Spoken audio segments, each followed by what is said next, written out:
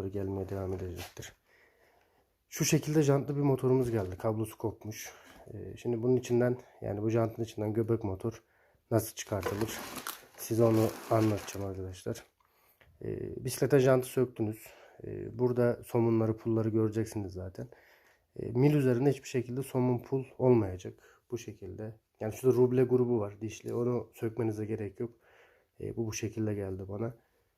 Sadece mil üzerinde hiçbir şekilde pul, somun olmayacak. Aynen bu şekilde.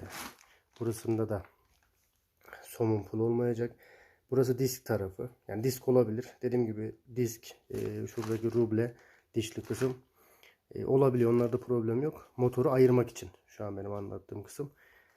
Ben tabii daha önceden söktüm. Şimdi de size göstermek için şu şekilde bir düzen aldım. Yani şurada 6 tane, 1, 2, 3, 4, 5, 6 tane vidamız var. Şu şekilde alyan başlı. Bu alyan başlı vidayı, yani şu şekilde bir alyan bit ucu denir bunlara. Ya da alyan anahtarı varsa o da işinizi görür. Bununla tabii şarjıyla söküyorum, daha hızlı oluyor. Yani bunu sökümünü yaptıktan sonra kapağı, hani ilk defa söküyorsanız şu arası şöyle göstereyim. Jant kapağın arası fabrikadan kalma. Genelde kullanmıyorlar ama bazen denk geliyor. Çok ince bir silikon olabiliyor şunun içinde. Yani bu kapağı tutuyor. Şu şekilde yapıp, yani bu şeyleri söktünüz. Vidaların hiçbirisi yok.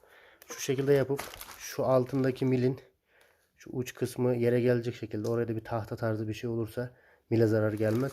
Şu şekilde şöyle yere tıkladığınızda kapak kendini salacaktır. Bunu da elinizle çıkartabilirsiniz. Şimdi videoyu duraklatıp oradan devam edeceğim. Evet, şu anda vidaları aldım. Şu an hiç vidamız yok. Biraz önce anlattığım gibi ilk defa kapağı söküyorsunuz. Kapak ayrılık değil. Normalde ben bunu şuradan tutup şu an çeksem gelecek. Ama sizin için anlatayım. Şu şekilde aldınız. Dediğim gibi altına bir tahta var. Dokunduğunuz anda bakın şöyle ayrıldı zaten. Yani tıkladığınız anda bunu buradan çekip alabiliyorsunuz. Motor şu şekilde dışarıda kalıyor. Daha önce söküldüğü için hani sizin motorunuz bu şekilde çıkmayacak.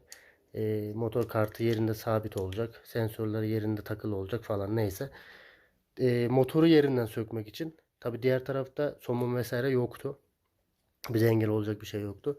Normalde motoru buradan çektiğiniz anda direkt alabilirsiniz. Yani yine tıkladınız. Dişleri ayrıldı. Şu şekilde. Motoru yerinden aldınız. Şöyle dişli üzerinde şu anda gördüğünüz gibi. Bu şekilde motoru ayırıp alabiliyorsunuz. Bilginiz olsun arkadaşlar. Herkese kolay gelsin.